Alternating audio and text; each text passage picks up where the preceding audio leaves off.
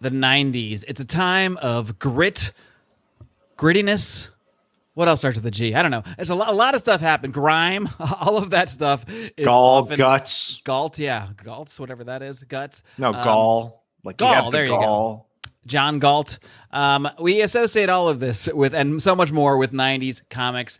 And today we're going to be doing a deep dive on a story. Let's call it that way. A story from the 90s, thanks to our premier patron, Mr. Jeffrey, who will be bringing in just a moment. But first, besides our patrons, who are really the top funders of the show, we also have a fantastic sponsor. He is fantastic, and his name is Mr. Fox. He's the fantastic Mr. Fox, Stephen Fox of Fox & Sons Coffee. I'm a Den Blend Dark guy. But this guy, let me tell you, if you want some variety in your coffee beans, you better be checking out to foxandsons.com, FOXNSONS.com. Check it out this week because there's going to be more new beans up there. Mexican honey prep. My God, I didn't even know they had honey in Mexico, but somehow they created the Mexican honey prep. All sorts of beans on there. Again, I like the dark roast, but go pick out a couple bags if it's your first time and use discount code SecondPrintPod for 15% off your order. What's your favorite bean there, Remso? I know you've been drinking the Fox. I went ahead and did electric boogaloo yesterday. I have some that I went ahead and put in my grinder today, but I am grinder. There's another G word. Grinder, yeah, both a verb and an app that some of you are aware of, apparently. We first met Jeffrey. Actually, we don't talk about that. I'm dying this morning because I haven't had my cup of electric boogaloo yet, and that's podcasting without coffee.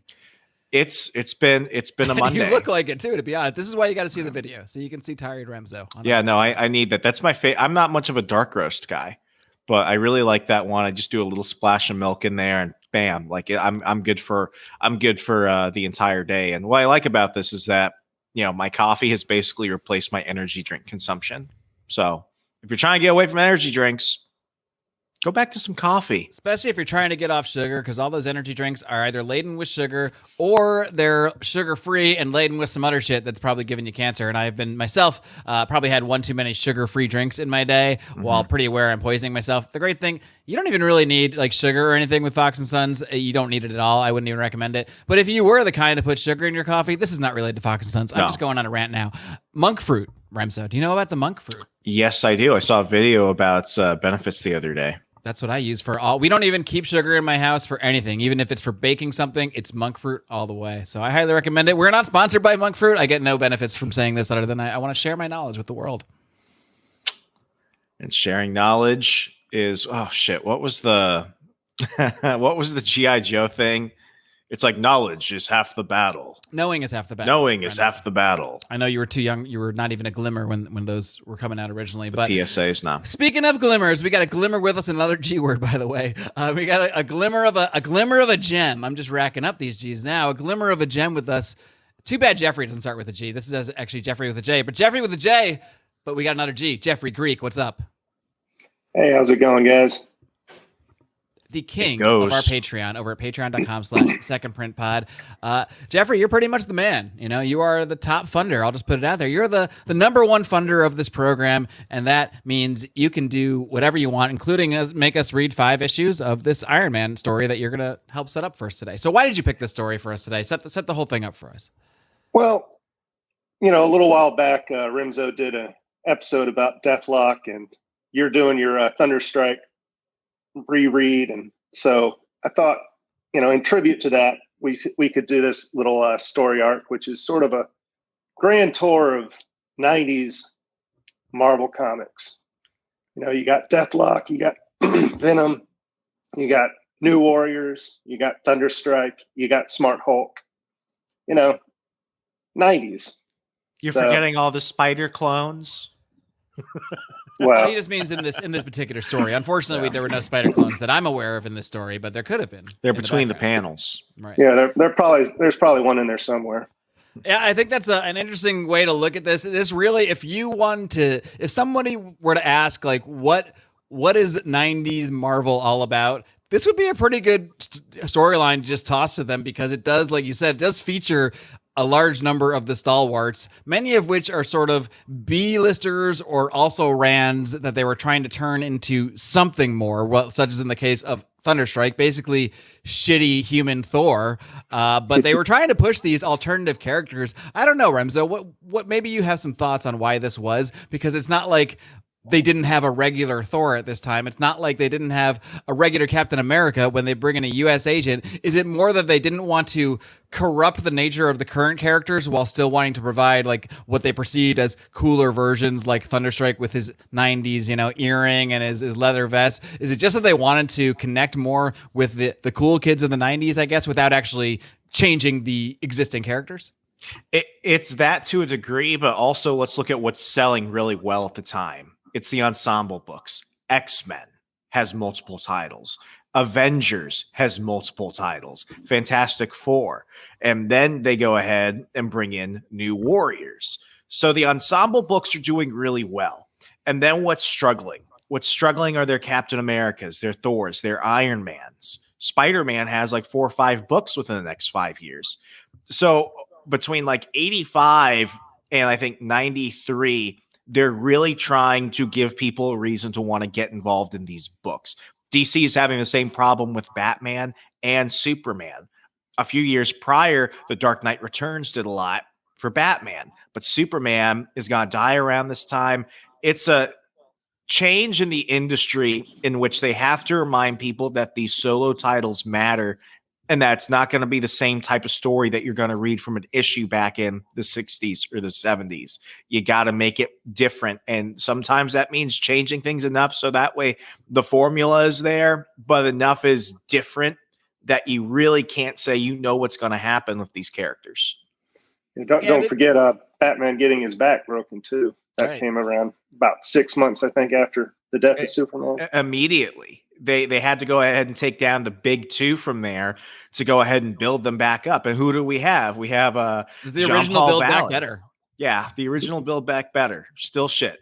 John Paul Valley takes the place of Superman. Then we get the reign of the Supermen. So it was this idea of you can have the moniker, but you don't have to be the same person. And because it's the 90s, you're dealing with grittier people, the Eradicator, Cyborg Superman. Giant robot, John Paul Valley, Batman, who tells Tim Drake to go shove it. Like you're dealing with not so nice people. U.S. Agent, not so nice Captain America. Ben Reilly even was like the grittier, sort of angrier version of Spider-Man. He's so moody because of his past. Across the Spider-Verse restaurant. Interestingly, while they didn't really give us a different Tony Stark, I mean, War Machine had been around for a long time. They didn't really give us a 90s variant of Tony Stark, but they did, as we'll see in this series, they did certainly break him down a bit, I guess you could say, as we'll kind of examine here. But Jeffrey, before we get into the series, did you want to set us up for what's to come in any way, shape, or form? So just a nice little recap. When I picked this, I went back and I read some of the back issues of How far Iron back Man. did you go? I'd like to know. I think I went around 365 or something like that. 265. And 265. Yeah, wow, that's pretty far back. That's a solid couple years of run. Yeah. So and just a quick recap of what's been going on, in that 2.5 years or so. So Tony Stark got shot. And as a result of getting shot, he was paralyzed. So they implanted this microchip in him that allowed him to walk. But actually, the microchip was a plant by an evil corporation. I don't remember the name of the corporation. It was not Stain. It was not Hammer. It was some other evil organization that allowed them to hack his body and take control of it. So this led into the Armor Wars 2, which was sort of a stupid name because there were no armors. But and so luckily Tony Stark had created a suit of armor that he could control with his mind. So he was able to get inside of that suit in order to override the hacking of his body. And so he takes down evil corporation. But the machinations of that evil corporation were actually just part of a larger plan by an even larger evil corporation that to take him out. So basically his nervous system is completely shot. So instead of, letting Rhodey, who is his second in command at this point, instead of letting him know, hey, just so you know, I'm going to have them cryogenically freeze me until they can find a way to fix this virus that's taken over my nervous system. He fakes his death. And so it's the kind of thing you should at least tell your number two. Like, I feel like if I was going to fake my own death and and replace myself with like a life model decoy or something like that, I should at least give Remso a heads up. But I wouldn't. Maybe that's already happened. So. Yeah. So Rhodey is left in charge of Stark Enterprises, and immediately see how I subtly called Remso my number two there, and no one even caught it. But go on. Okay. Well, such disrespect. But and it's at this point that War Machine is first introduced. Rhodey had been like a spare Iron Man before, but this is the actual proper. He was Spider-Man. I'm sorry, no, he was my bad. He was Iron Man during the first Secret Welcome War. to alternate comics history with Marc and Remso. Yeah. When Rhodey was Spider-Man. The first Black Spider-Man. He was Iron Man during Secret Wars. A lot of people I don't remember why Tony Stark was originally out of commission for a while. War Machine is a 90s variation. For some reason I thought War Machine had been around. Yeah, but it was just Rhodey this is the proper introduction of the actual War Machine armor, and so Rhodey is now Iron Man / War Machine for 6 or 7 issues until they fix Tony Stark, and so suddenly Tony Stark's back, which for some reason really pisses off Rhodey. I can't imagine why, but they unkill Tony Stark. He's back, and then. That basically leads into where we're at now with issue 300. And of course, I left out a bunch of stuff with the Mandarin and so on and so forth. But, that's the basic lead up to where we're at now, where in the previous issue, somebody had hacked into the Stark Industry computers and basically unleashed all this crap that all these other companies that he acquired, all these, evil corporations that he'd acquired over the years had been, storing up. And that's where we're starting from right there.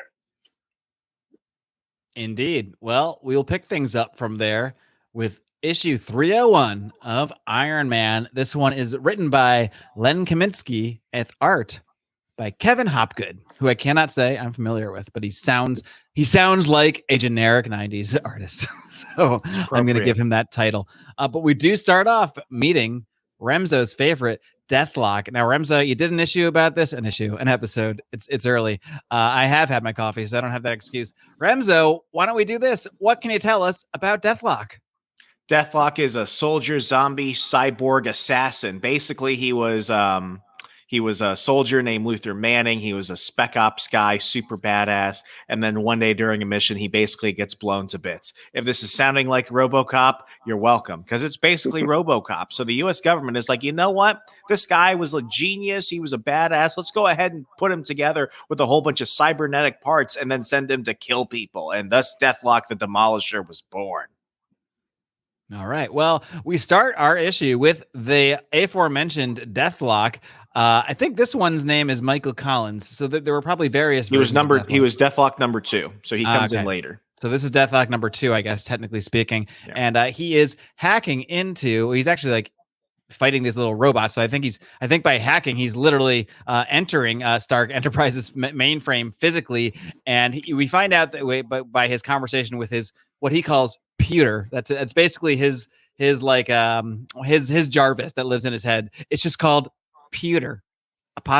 Pewter. It's short for computer. I'm not sure if you guys followed along with that or not. But that's his little AI sidekick is the pewter. And we find out through this conversation with the pewter that he is looking for some technologies that were worked on by himself back in the day for cybertech.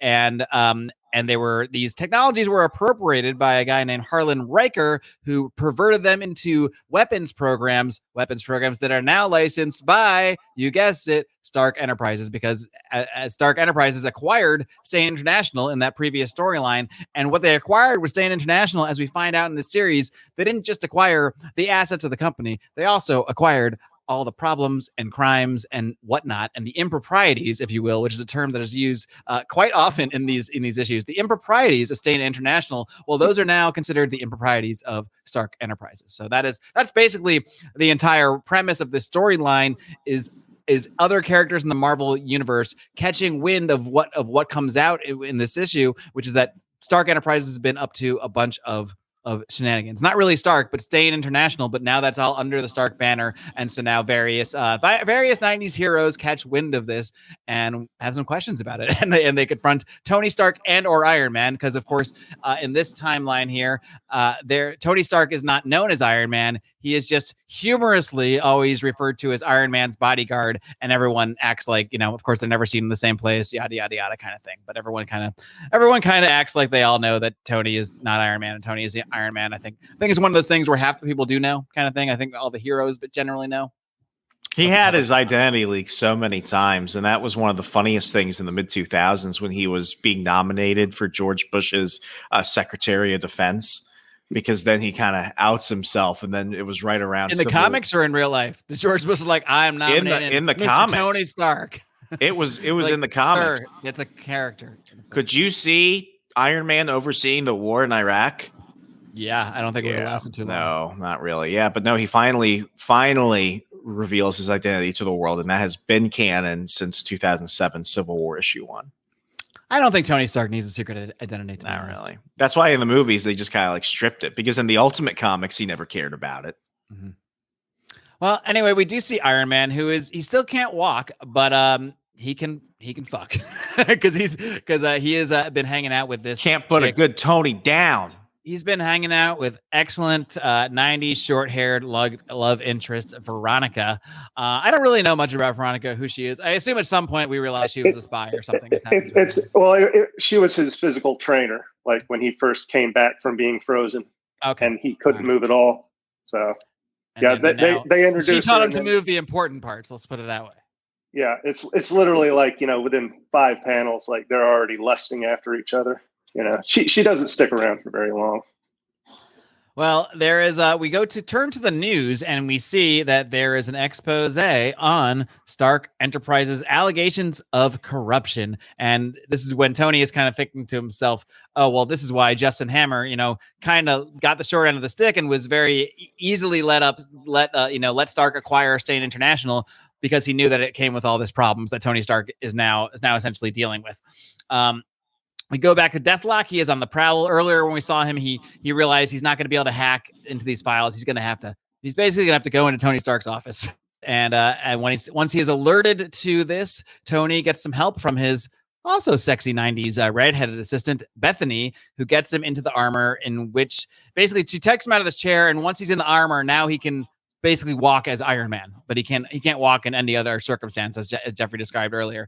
What do you think of the 90s version, Remso, of this Iron Man armor? This is the one I kind of grew up on. I think they called it the modular armor. This is what he appears in towards the end of West Coast Avengers and towards the first Force Works series, which was basically his own version of the Avengers after the West Coast team broke up. This is also the Iron Man armor that you're going to see in the Spider-Man cartoon in the 90s, as well as the early 90s Iron Man cartoon. So this is really my first Iron Man armor I was ever exposed to. Does it give you the warm and fuzzies? It does in a way. I thought it was always stupid. He's got knee pads. He's got like a lot of extra sort of like almost like shoulder pads. He's got a lot of extra padding in this one. It's not my favorite. Built-in abs. Yeah, built-in armor abs. It's not my favorite, but it was my first. Oh, fair enough. It's basically, it's supposed to be designed so that he can like add shit to it as needed. That's why they called it the modular one, because it was a mod that you could go ahead and it was good for a toy line, Mark. Yeah. All right. Well, we continue with this battle now, and as things often go when heroes battle each other, they start off not by talking to each other and asking what's going on. They start off by fighting and assuming the absolute worst of each other. So they're kind of going at it. But as these things often play out, they have the conversation while fighting. So while they're shooting like energy beams at each other and whatnot, they begin to have this conversation, and Deathlock finally explains, which he maybe could have done with the phone call before the break-in. Hey, I'm just trying to track down this technology for this Riker guy that I used to work for. I think it's been turned into weapons, and apparently your company owns it now. And Tony's like, oh, okay, cool. Well, I'm trying to get to the bottom of all this corruption too. So why don't we work together and not fight? And that's basically what works out there. So they basically all is good. He lets him see the files. He's like, all you had to do is ask. And, he basically like takes these files back that could have been used to create weapons. They shake hands. We're all friends. Tony then goes and gives a speech about how great Stark Enterprises is while being spied on by some sort of thug that I'm sure while it doesn't go anywhere in this particular 5 issues, I'm sure it goes somewhere eventually. I'm sure maybe Jeffrey can enlighten us. I don't know how far he dove into this Iron Man run. But as we get to the end here, Tony is going back into his apartment. Does he live in an apartment? If I'm Tony Stark, I've got at least I don't have an apartment. Why is he living in an apartment? Am I seeing this wrong? He's a low maintenance guy. Well, his house got destroyed several issues ago. Okay. All right. So there is a logical explanation for this in the moment. Man, poor Tony living in the dregs in a regular old Manhattan apartment building. But this regular old Manhattan apartment building has come with some webbing today for some reason. No, not because Spider-Man is paying a visit. It's far more frightening than that. It is motherfucking Venom. And Venom always looks cool on these big splash pages when he just appears and you see his full face and tongue sticking out. This is about the most average version of Venom I've seen here, I got to say. Art not exactly blowing me away. It's better than I could draw it, worse than a lot of other people could draw. That's how I would describe it. That's very fair. Remso, what are you thinking about this first foray into this version of Iron Man here so far? It brings back a lot of memories because this is a type of Iron Man story that you don't get in the comics these days. You certainly never got it in the movies. This is a very periodic Tony Stark. And what it reminds me of is the fact that, he has gone through several major character shifts. From the 60s until the 90s, he is Howard Hughes. Everything goes his way. Even during the Stain era and all that stuff, he's essentially always Howard Hughes. Then when he gets to here, he's a lot more gritty. He's kind of a dick. This is post Demon in a Bottle Tony Stark. So, we're dealing with a very darker, angrier type of Tony. And then it's not until really Warren Ellis grabs him in Invincible Iron Man issue 1 in 2006 that now we're basically getting Robert Downey Jr. So I have to remind myself, this is a very, very different Iron Man than what a lot of people are probably exposed to now if they became aware of him primarily through the MCU. Indeed. Yeah. This is like you said, that Invincible Iron Man, is that the Extremis storyline? Yeah. Right? That is the one where he is fully Robert Downey Jr., I think, in terms of the same character that we see on screen now. And this 90s Tony Stark, I don't think they do this in the movies at all. The alcoholism isn't present, is it? Or he drinks a lot, but they don't make it. It's there, and you see him drunk, Iron Man 2, but after that, it's more of a joke. Yeah, it's not really a big, but 90s Tony Stark was a straight up alcoholic, brooding asshole. So I mean, it's very different than there's maybe elements of that with the Robert Downey Jr., but they're played up much more comedically than they are like in an actual downward spiral like the 90s Tony Stark found himself in. And who can blame him with all the shit he's going through? He's got to battle this deathlock. That's bad enough. And then again, he's Iron Man here. I mean, he's Tony Stark here. He's not Iron Man, or is he? Because Venom, this is really a reminder that Venom is not have the morals of a normal hero. Venom is, he says, I learned your company has sunk its teeth into the throats of countless, I got to bring back the Venom voice, of countless innocents. And he just rips his head off. He just rips his fucking head off. And you think, oh my God, that's it. Issue 302 is the last issue of Iron Man. It's been a good run, but you notice there's some sparks, there's some wires. He's got a life model decoy. A page out of the book of old Nick Fury. Remso, what can you tell me about LMD's life model decoys? The LMDs were created by Stark Enterprises for S.H.I.E.L.D. You see them in the first issue of Nick Fury, Agent of S.H.I.E.L.D. way yonder back when Tony Stark was cameoing, ironically, just as arms dealer Tony Stark.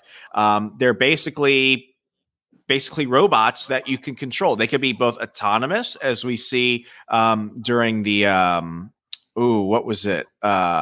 It was the one where the Watcher died, Original Sins.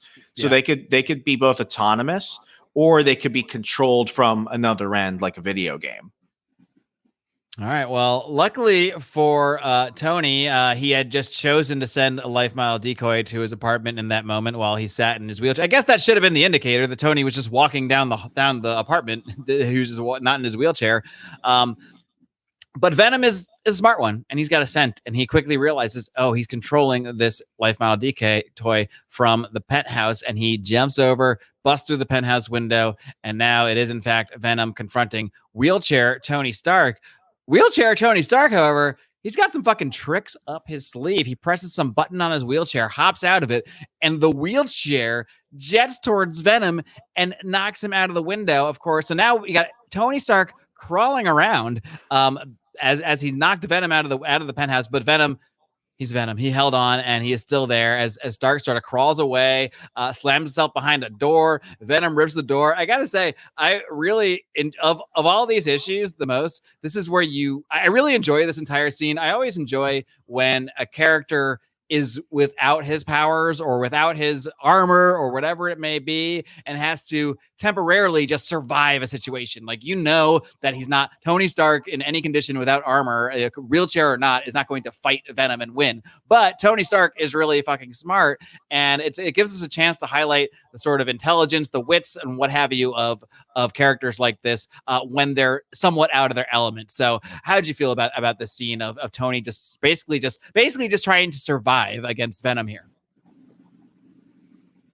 Me or Jeffrey? Well, anybody, I guess. I mean, whoever wants to talk about it. Well, my thought was, if you think like, okay, so you send a life model decoy into your apartment because you think there's a threat. Why wouldn't you just already be in your armor? That's a very good point. That's a very good point indeed. Because comics. Or have a second life model decoy. I'd have like 3, like have a life model decoy in the apartment, life model decoy in the wheelchair. You're fucking Tony Stark. Like, why? You don't need to use just one. I'm pretty sure you got the cash for a few. Or even like, okay, so your life model decoy's in there. Oh, it's Venom. He's about to rip my head off. Maybe at that point, go ahead and start heading towards that elevator. Indeed. Well, eventually, Tony does sort of block him through this elevator, and then as Venom is trying to get in, there's a big shaboom, and we no longer see Tony. We see Iron Man, and in the world of Venom, as far as because he's dumb like a lot of the rest of the Marvel universe, he just thinks this is Iron Man's bodyguard that just happened to appear at just the right time. He was summoned at the right time. So now we get a little more of a even match, I guess, between Iron Man proper and Venom. Now Venom still is able to sort of fuck with Iron Man a little bit with the webbing and whatnot. But eventually, as these things tend to play out, he finally does get Venom with the ultrasonics. It's the ultrasonics waves that always knock Venom out. But he and Tony's basically telling him, well, Tony, our Iron Man, you want to confront evil Venom, just take a good look in the mirror. And he says, that's bullshit. He calls him a liar. He says, we protect the innocent. Stark says, prove it. He says, oh, okay. I guess I will. Venom just pauses for a minute. He's like, oh, I hadn't thought of evidence or proving this thing at all. So, okay, all right. We'll give Tony Stark time to demonstrate his guiltlessness. This is not how the justice system is supposed to work. You're not supposed to demonstrate your guiltlessness. You're supposed to be presumed innocent. It's a little flipped around in Venom's mind. He did not go to law school. He just kind of goes with this instinct on this. He says, but we will be watching, and if we're not satisfied, we'll be back. And next time, we'll taste blood instead of metal. Thanks, Venom. Real cool. Thanks, Venom. He's like, thanks for okay. Nice threat on the way out. Iron Man goes back to his pad, calls Bethany over, who's helping him walk out. And let's just say Veronica, not really loving seeing Bethany help out. Who can blame her, by the way? Let's see. Let's see what you guys think. By the way, is this a play on Archie? We got a Betty and a Veronica essentially here. Bethany and Veronica. Remso, Bethany or Veronica? Bethany. All right. Jeffrey, Bethany or Veronica? The redhead. High five. It's to me, it's close, but I think we're going 3 for 3 here. I gotta go with the redhead in this. It's not like it's. There's not two kinds of redheads. Yeah. There's ones you can't say no to, and then the ones you have to say no to. But Bethany's in the former category. Hashtag Team Bethany. Bethany wins this round. Then we see that Tony is on a Zoom call here with the head of the Taylor Foundation. The Taylor Foundation is extremely concerned about reports of these improprieties surrounding Stain International's construction of a protoplasm inversion dam in Nadua. Remso, what can you tell me about protoplasm inversion dams? I'm just kidding. I'm not. They sound really expensive, Mark. Indeed. So yeah, they're talking, and he's saying, we think it would be in all best interest. And he's like, yeah, I've noted your concerns. And he hangs up on this Mr. Taylor, and it's like, oh, thank God I got rid of this guy. But then on the next panel, we realize this Taylor guy, he's not just an executive of the Taylor Foundation, whatever that may be. He's a member of the New Warriors. This is motherfucking Night Thrasher, Dwight Taylor, and the Taylor Foundation. It's time for Night Thrasher and the New Warriors. Where should we go with this? Let's keep it simple. Remso, what can you tell me about Dwight Taylor, aka Night Thrasher? Black Batman. Moving on. All right, we got that done. Moving on. So, and I guess this is like the New Warriors are his outsiders. I guess you could say that. They're basically Black Batman and some teenagers. That's the New Warriors for you. Another 90s team. But before Tony can go deal with whatever that's going to end up being, gets a knock on the door. Who is it? In his full Captain America garb, so he doesn't forget who he is.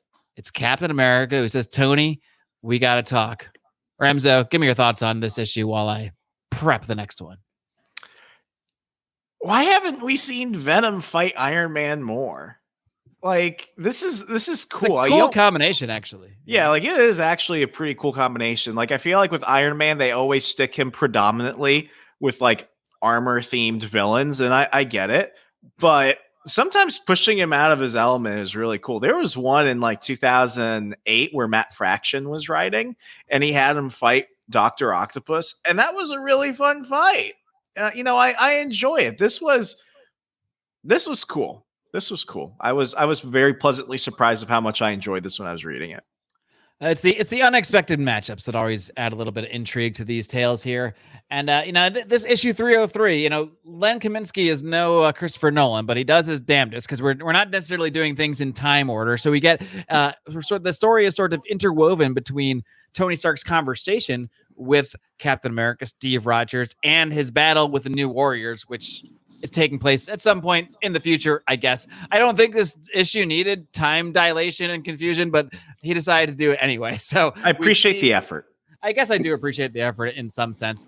Basically they're just kind of shooting the shit about their issues and their life outlook. And Steve basically just came over to lend an ear and tell him that he's been going through some shit too. And this is around the same time that Captain America was like slowly losing his powers in a certain storyline, and he was talking about needing a replacement. This is all part of the conversation that kind of proceeds throughout this sort of interposed throughout the issue. But this is around the era where Cap gets his own Iron Man armor. Did that happen? Oh my gosh, yeah. Well, this is, I believe, later in this issue, they will talk about what you mentioned earlier, and what Jeffrey mentioned earlier, I believe, is when they shut down the West Coast Avengers. So they talk about this in this issue that Tony voted to shut them down, but he hints at having something else in the works, which I believe would be the reference to the aforementioned Force Works. Is that where that happens? I don't know anything. I've never read Force Works. Yeah. So basically, Tony gets a bunch of friends and gives them armor. No, he basically is just like, you guys don't have to move. We'll just change our brand. We'll just do it here. It's like Sierra Mist becoming Starry. Yeah. I believe the original lineup was Iron Man, Scarlet Witch, Spider-Woman, Wonder Man, and U.S. Agent. But then they had that weird guy. Yeah, the alien dude. He kind of just shows up and then he disappears. Yeah. Well, because Wonder Man gets killed in issue 1. And so that's the time that Wonder Man gets killed before he's brought back in the Avengers run with George Perez that we did review at one point on Scarlet Witch. SPC I think original. is also part of this. Yeah, Scarlet Witch. Yeah. All right. Well, it's basically the Avengers, but more hardcore. Yeah. 90s. Well, the Avengers, if they all were really into Nirvana and The Cure. But Tony and Steve continue their chat as we basically see that Tony has kind of gotten his ass kicked by the New Warriors. So we're still not really sure what happened there. We don't even know it's New Warriors yet. But yeah, this is where they had that whole conversation about what will eventually become Force Work. So they're dropping hints at Force Work. Sounds like you guys should be doing a Force Work review podcast. You guys sound pretty passionate. That would be fun. Well, look, if I can do Thunderstrike, you guys can do Forceworks. I liked Forceworks. It was short-lived, hardcore, really stupid at times. It's good. Now we cut back to, so I guess, okay, so now we're doing the Christopher Nolan thing. So now we've gone forward into Tony and Captain America. And so, all right, so first we start, I'm going to try to put the timeline together here for you. Tony is talking to Dwight Taylor of the Taylor Foundation, and then they decide we're going to go fight, go to this dam and fight Iron Man or whatever. Then Captain America shows up and has this first conversation with Tony. Then the next day, as we'll find out, Tony is in his Corvette showing off to Veronica, trying to have his midlife crisis when he gets to this dam and gets into the battle with the New Warriors. Then the next day, which is we've seen before this, he's having lunch with Steve Rogers in non-superhero garb, and he's telling him about yesterday, which is this current battle with New Warriors. You guys following along here? Yeah, I dig it. I don't know if time shenanigans was necessary for this rather straightforward story, but anyway, he tried to do his best, Christopher Nolan here. We go back into this battle. So now we're time jumping again because now we're in Tony's car before the battle, and now we're back to the battle where Tony is battling the New Warriors and Night Thrasher and whatnot. And basically they came because they're not happy about this dam. They think the dam it was built by Stain International using strong arm tactics, including murder, to suppress the indigenous protest against it. What was that like dam, that energy pipeline a few years ago they shut down? And remember that whole something thing? Dakota pipeline? Yeah, the Dakota. This is the original Dakota pipeline. So I'm trying to say this dam. They killed a bunch of protesters, I guess. Stain International did, but Tony's own Stain, so now he's got to pay for the crimes.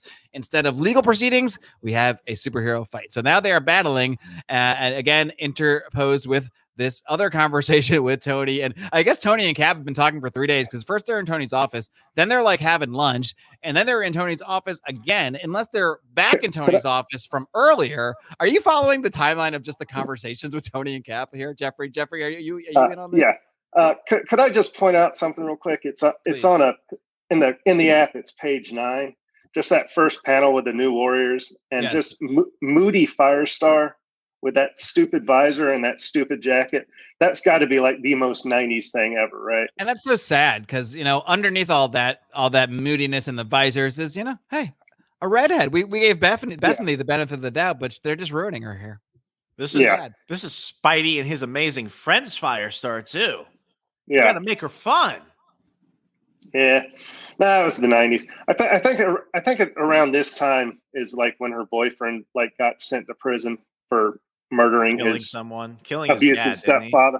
Yeah, it was like his abusive stepdad or something like that, and he killed him with his telekinesis and went to prison. I would have totally framed it on somebody else. Yeah. Well, in this conversation, Tony and Cap are kind of lamenting both their attempts to replace themselves with U.S. Agent, which was a disaster, and with Jim Rhodes, that was kind of disaster, he said. So they're both kind of lamenting, where do they go from here? Because they can't really just straight up replace themselves in the normal way. And Tony then makes a remark about the kids these days being so angry. And then we go back in the timeline again or maybe we're going forward. I've kind of lost track to Tony's battle with the New Warriors, which continues for a number of panels here until we go back to the conversation with Steve and Tony. Eventually, though, they work things out. Essentially, as all these things tend to go, they end up in space at one point. Things get a little wild. But they work things out. Well, by working things out, I mean they destroy the dam. So it's like the point kind of becomes moot at that point. And then Tony kind of saves Night Thrasher in the process. And then they're like, well, that wasn't quite what I had in mind. And Tony's like, well, let's just skip the bullshit and clean this thing up now. So now that we've possibly killed, who knows how many people live downstream of this dam that they just flooded, but whatever, we're not worried about that. As they're finally the dust is kind of settling and they're getting ready, we see a very familiar to me looking hammer before we turn to the next panel. That hammer is going to be used. What's it going to be used for? It's going to be used to kick their butts, as Thunderstrike lets them know. Thunderstrike! Thunderstrike! I hear the music when I see Thunderstrike enter into a panel nowadays. Thunderstrike has arrived.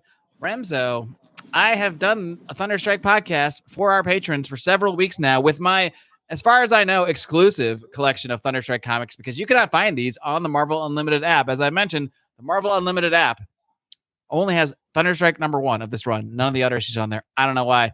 I would toss this to you normally, and I would say, Remso, what are you going to tell me? What can you tell me about Thunderstrike? But since I've been doing the Thunderstrike podcast, I'm going to ask myself, Mark, what can you tell me about Thunderstrike? Well, Thunderstrike, aka Eric Masterson, was just a simple man, a simple architect who befriended the Norse god Thor. Why? Who knows why? But at some point, Eric Masterson got a little too involved in one of Thor's battles and actually was pretty much killed or was injured and dying, at which point Thor imbued the power of Thor into Eric Masterson to save his life, which it did, and it also granted him the powers of Thor. However, at some point, Thor wanted to be Thor again, but wanted to let Eric Masterson still kind of be a Thor too. So he gave them this other hammer known as Thunderstrike. And then because Eric Masterson has no originality at all or creativity, he simply named himself after that hammer, which is now just like Donald Blake Thor. When he was an architect, he can now tap the staff on the ground, which will turn it into Thunderstrike and turn him into Thunderstrike, which is basically Thor with an earring and a ponytail. Yeah. And that was Thunderstrike in 60 seconds or less, everybody. Good job. So, Thunderstrike. Moving on. I really, as I've mentioned, I collected Thunderstrike pretty consistently from issue 1 onward. So I might actually be the world's foremost Thunderstrike expert. I'm not sure what I can do with that title, but I'm pretty sure I hold it. All right. Yes. We now move on to issue 304. Let's see. Somehow I got all wrapped up in my... Are they still having this conversation? Oh, my God. Oh, okay. Well, back to Christopher Nolan stuff. Yes, they are still having this. That's right, because this battle is basically just continuing from the last issue. So we start off where, Thunderstrike is yelling at Tony. And just, again, these are heroes, but their first thought is attack. And this is his fucking teammate. They're on the fucking Avengers together, which Tony pays for. What the fuck? Like, he just attacks him without even thinking twice. He just tells him, you fucked up. So he's pissed because he destroyed this dam. Why? Because the dam was designed by his good friend, Eric Masterson. So therefore, once he hears of this dam being destroyed, and then he immediately taps his staff, says, I'm going to go fuck up whoever destroyed this dam, even if it's my friend who I've known for years, or no, at this point, he's pretty new, not years, but some amount of time. He's attacking Iron Man, and then they say, bro, why are you attacking Iron Man? We're fucking Night Thrasher and the New Warriors. We're Black Batman and the Angry Kids, and we destroyed the dam. So your beef is with us. So again, these are supposed to be heroic characters. All they're trying to do is fight each other over a fucking broken dam. By the way, if you're the architect that designed some fucking dam, why do you give a shit years later if someone destroys this thing? Like, you got paid for it. Yeah, you got paid. You're not like the owner of it. It's such a weird thing for him to be mad about. Like, you got paid to make blueprints, bro. Can I ask a question? It just occurred to me. So Eric Masterson is Thunderstrike's secret identity, but how is it secret? He doesn't wear a mask. Well, he does not look like this. He turns into Fabio. He's a different guy. Oh, okay. So he looks different when he's not. Well, he still has a ponytail. In real life, he doesn't have big muscles, and he doesn't have a beard, and he doesn't have an earring. So he has a ponytail. So when he hits the Thunderstrike, he gets a ponytail, he gets his earring, he gets his 90s garb, he gets his leather vest, and no one's recognizing him. He looks like the saxophone. Look, if I can believe Clark Kent, I can believe this. Okay. Fair enough. Because comics. You're gonna have to because comics on this one, yes. But there is somewhat of an explanation, at least because like Clark Kent and Superman are the same. They're literally the same guy with glasses. Thunderstrike is at least going through a physical transformation when he taps the staff. So to me, I can buy that one. Like He-Man, exactly. Yeah. Okay. So yes. Anyway, as these things tend to unfold, fisticuffs before words. So now Thunderstrike, he's so upset because now this is even more ridiculous when you understand Thunderstrike's premise. He's not even saying I designed this dam, which is already absurd. He's saying my friend, some guy I know designed this dam. Therefore, I'm gonna just immediately attack my friend Tony over this because I think he knows Tony's Iron Man. He might not. He's new to the scene, so maybe he doesn't know what's going on. So they're fighting each other. Then we hear enough. Cut it out, all of you. Tony has just fucking had enough of this shit. He's had days of fighting fucking Venom, fighting these stupid kids, having an endless conversation with the boring Steve Rogers. He is just, that hasn't happened yet. That's in the future, sorry, and in the past. He says, or is this your idea? He says, have you lost your minds, or is this your idea of accomplishment? As he points to all the destruction and, Dwight Taylor's like, well, no, but Tony's in full dad mode now. He's had it. He's like, no buts. This is what happens when you run around half-cocked, applying your simplistic solutions to complex problems. And you know what? Tony's right. These assholes just showed up and started fucking throwing fists. Like, they have no place here. This is what everyone... Tony's been handling all this pretty well. All these supposed heroes, except Venom. He doesn't really claim to be a hero, just a lethal protector, so fair enough. And he'd rip Tony's life model decoy head off. They're just showing up and throwing fists. In fact, Venom is the most consistent with who he says he is, at least. He says, I go and kill people who do wrong things. That's just what I do. There's no justice process. These are supposed to be heroes. So I totally get why Tony is fed up with this shit. This is definitely a real criticism of like the 90s changes in comics. I think I see this now more than I did the first reading. Meanwhile, we go back to the other conversation that Steve and Tony... Do you realize we're interposing this battle between not one, but two different conversations between Tony and Steve Rogers? One when they're in his office from before this fight, and then one when they're having lunch like days after this fight. But they're intersplicing both of these within this battle. Len Kaminski is like trying to win a fucking Eisner Award here with this timeline shit. But I think I've got it down. The lunch is after the battle, and the office conversation with Captain America in his outfit is before the battle. I think I've got it down. I don't know why we need to see this out of order, but this is when they're having more conversation about the whole thing of, they're basically just setting up this Force Works, I guess, for more 90s glory, which we can look forward to at some point on the Remso and Jeffrey Do Force Works podcast. So stay tuned for that one. But yeah, conversation continues. The battle has ended elsewhere, and we're finding out too towards the end of this from Tony's people that there's been some ruckus at one of the facilities, because guess what? There's been there are some demonstrators who have been deployed called the Ecological Defense League. And what are they protesting? They are protesting a factory that is doing some work with gamma bombs. Another thing. ADL? Yeah, it's the original ADL. The EDL, I guess, in this case. But yeah, almost the same thing there. We're not going to go any further on that one right now. But yeah, so you hear the word gamma. I think we can all guess who's going to show up next. So Tony goes to check out the protest, or Iron Man goes to check out the protest. He shows up, and he's actually there to stop the military from stopping the protest. He's like, hey, stop. He breaks their guns. He's like, don't fuck with these protesters. Like, I'm going to go take care of some shit in here. So Tony goes inside and gets a very special piece of armor, one that makes its debut here, because guess who's knocking at the door? It's the Hulk. And guess what Tony's got ready? It's the debut of the Hulkbuster armor. Remso, what can you tell me about the Hulkbuster armor? The Hulkbuster armor was designed to bust the Hulk. Thank you very much. That is correct. So Tony had this hanging around for a rainy day. I guess it did kind of make sense that he would keep it at like the Gamma facility, because, if you're going to have a confrontation with the Hulk, good chance it's going to happen there.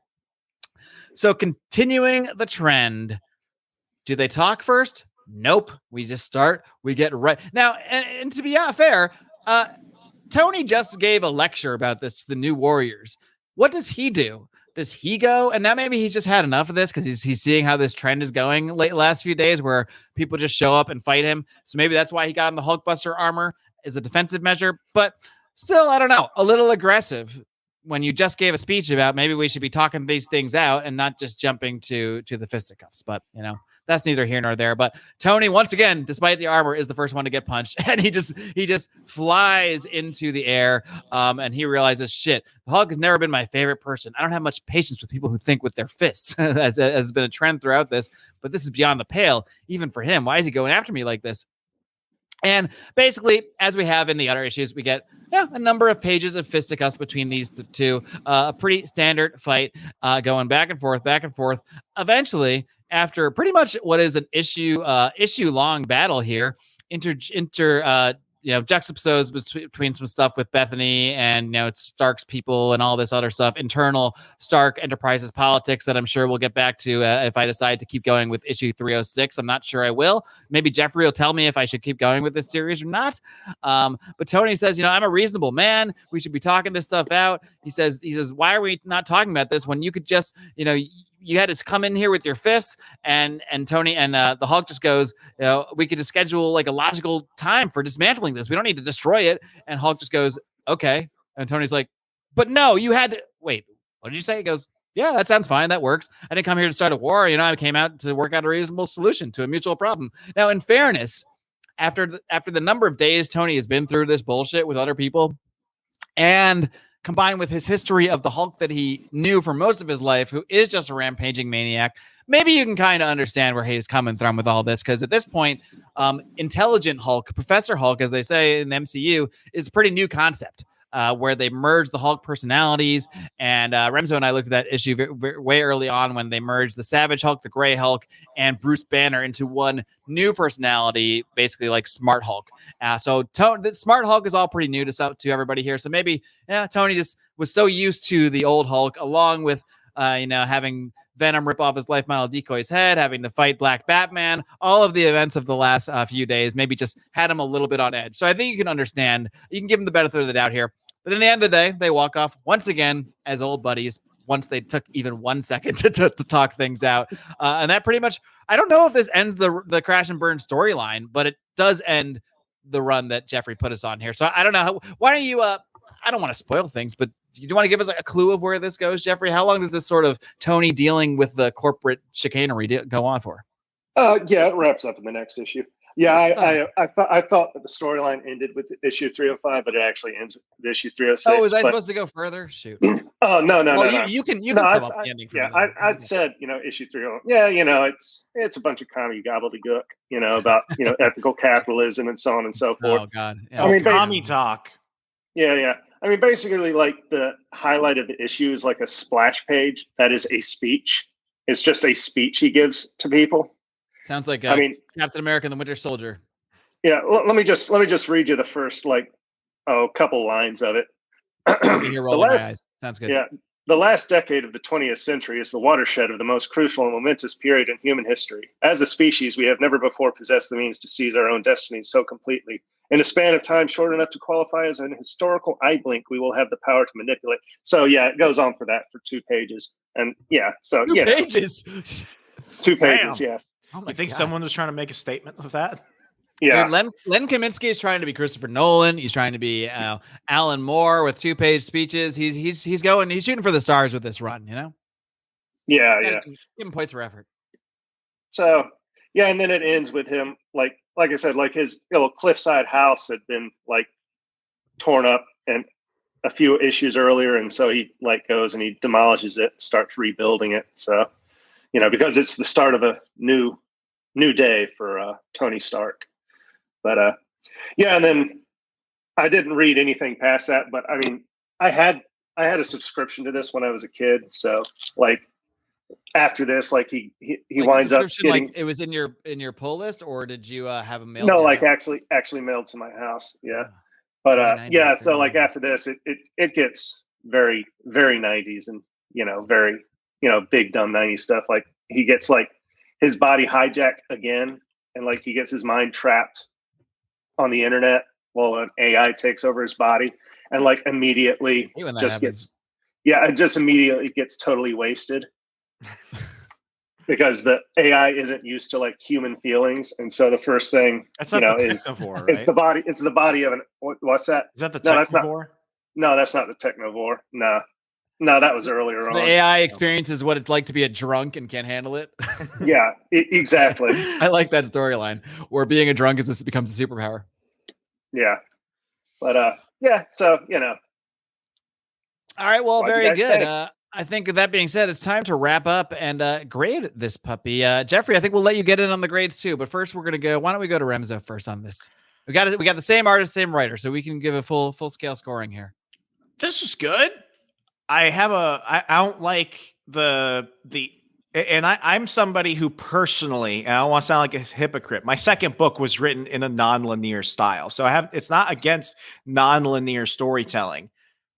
I just don't think this was necessary. This is totally and it distracts from especially everything going the on. 3 layers. Like you're going to interpose a future and past conversation with. I could see just the conversation with Tony intersplicing that with the battle also unnecessary, but then to add another conversation from the future and mix them all. I would have taken out Hulk. I would have taken out Captain America. I probably would have kept the New Warriors and done more with Venom to make this maybe a two issue arc. I'm gonna give the story a 3 out of 5. It was entertaining enough, but it's those components where it's like they want to do a lot and they want to make it a little bit more sophisticated than a typical comic book. I'm gonna give it a 3 out of 5. I think maybe I should give it like a 2.5. But I did enjoy it, so I'm going to give it that full 3 out of 5. The artwork, I think, is good, too. I don't like the renderings of a lot of the characters. It's not necessarily that I don't like the artwork. It's just that I think that the characters have been drawn better, and I could see other artists at this time coming in and doing it. Like whoever was doing West Coast Avengers at the time could have very easily done this. Or maybe Mark Bagley. I'm surprised it's never been given an Iron Man. Why would Mark book. Bagley lower himself to this? Yeah, that's the thing. I think he could have done this. He did a good Venom though. Did a really good Venom, Maximum Carnage. I'm gonna give the artwork. Oh, I'm gonna give the artwork a 3 out of 5. I'm gonna give this a total 6 out of 10. 6 out of 10. All right. I wouldn't call it quite Sunday read at that level. That's more like a Wednesday homesick read, maybe something like that. All right. Well, let's see. Storyline, writing, is this good? You could argue it's good. Is it great? No, you can't make that argument. Despite the fact that it was just the trope of every superhero battle starting with fisticuffs, and I did like that it was addressed, like Tony addressed it, and then it became sort of an integral part of the last battle where you really like Tony is more the one being the hothead, and Hulk was the one that was actually just trying to show up and have a conversation, but Tony didn't even follow his own advice from the previous issue. So I do kind of like that sort of running storyline of playing off the trope. That's the only reason I'm going to give the writing a 3 over 2.5 too, because I did kind of enjoy some aspects of it a little more than average. So, it's not great, but I'm going to give it a 3 for the writing. And then for the art, I called it average art earlier. I'm going to call it average art now. An average of a 5 is 2.5. I'm giving the art a 2.5. That gives me a 5.5 for this one, which actually feels a little low because I didn't really hate this. So should I go higher? No, I'm going to stick to my scores. I think they're fair. This is not anything great, but I enjoyed it for reasons that aren't necessarily due to the quality. So I'm going to give it a 5.5. I'm going to stick with my score. Jeffrey, would you care to chime in? Sure. Art. Yeah, I agree. 2.5. It's perfectly average 90s art. Not really more to say about that. And the writing, I of course have a weakness for big dumb 90s stuff. So I'm going to give it a 3.5. Because, it's entertaining. It makes me smile. Sometimes that's all you can ask for. So from Jeffrey, we get a 6 out of 10 for an official SPC store. This is getting an 11.5. Just because of my slight grumpiness on it. But I kind of enjoyed it too. Even if you had gone up, it still would have been like, what is Sunday read? 14? You know what the thing is? I find with stuff like this too, I don't enjoy reading it as much as I do talking about it. So sometimes because we're making jokes and we're laughing about it or what have you, my score kind of goes up because I'm having fun talking about it. But I don't know if that should let my score go up because we're laughing at things that we're not laughing at it because it's such high quality necessarily. We're laughing at things that are kind of cheesy or silly. So, but if without the podcast, I sometimes have to put that filter on, like without talking about it on the podcast. If I just read this and was not going to make jokes about it later and like have fun with you guys talking about it, would I give it even a lower score? I don't know. But it's a philosophical question to think about. The question of our time. Yeah. And I mean, what is a Sunday read? It's a 14 out of 20. 12 to 14. Or did we decide on like 14? Yeah, like a 7-ish. Yeah. Is about a Sunday read level. Yeah, it's like a 14 out of 20. But I definitely gotta say, like, I do not, and it's just Iron Man in general. These are my last thoughts. I did not like Iron Man growing up. because it was a little bit between he's either too perfect in the Howard Hughes era or he's just mean and grumpy and post-alcoholism Tony Stark. This is an era of Iron Man where he tries to be a lot of things. And I think they want to set him up as like one of the senior, Marvel Trinity heroes during this time. It never sat well with people. And I mean, in this situation where it's like nobody really respects him, it's like the new guard, new warriors, that new era of heroes, they don't really respect him. The old guard, they don't really respect him. I mean, it comes to a thing where I feel like Iron Man has good stories and there have been cool Iron Man moments. But Iron Man, to me, in this period was always a B-lister. And that's just one of those things that I think is crazy because now if you say that to people, they would just completely disagree. And I'm not just saying that because of the Robert Downey Jr. effect. Warren Ellis did a fantastic job bringing him into the 21st century. Matt Fraction does not get enough credit for creating probably one of the best reinterpretations of Iron Man when he took over Invincible Iron Man issue 1 in 2008 onward. All right, Remso, you got to put me on this Fraction run because I've never read that Fraction run, and I do generally like Matt Fraction's work. We gotta do 7 Deadly Sins. Cue me up an episode. Yeah, we'll do 7 Deadly Sins. That's probably one of the best. All right. Well, and Ellis basically turned Iron Man from a guy with armor into actually a superhero because he actually has powers now, whereas the armor is like part of him, which I think really just ups his sort of badass level. Even more than that, he makes Tony Stark matter. And that's where it's like, you see them in phases. It's like Howard Hughes, angry 90s, and then Robert Downey Jr. Hashtag Stark Lives Matter. So thank you guys so much. Thank you, Jeffrey, for your continued support as always, and for coming on and joining us for this one. Of course, if you want to be like Jeffrey, I don't know if you can ever be quite like Jeffrey, but you can do your darnest. You can try your best. Heading over to patreon.com/secondprintpod. We have all sorts of pledge levels, whether it's just $5 a month, gets you access to all of our exclusive audio, gets you in the Facebook group, the fan zone, early releases of all these episodes, sometimes live editions of this stuff, above and beyond, all sorts of different levels, including the Journey into Mystery Calls we have every month, the Epic Crossover level where you get hardcover sent to you, hand-picked by Marc and Remso, by me and Remso. I'm speaking third person here. And of course, you can be at the producer level as well. What about the Kirby Club? That's what I had a momentary lapse of memory there. You can join the Kirby Club like Jeffrey has and produce an episode of this show. So many options. Patreon.com/second_print/second-print-pod. Let's speak clearly. Remso, take us out. Remember, there's one thing you can do. It's short. It's sweet. Whisper it to your lover. Say it to your kids. Name your dog. It's read comics and change the world. Good night, America. Adios.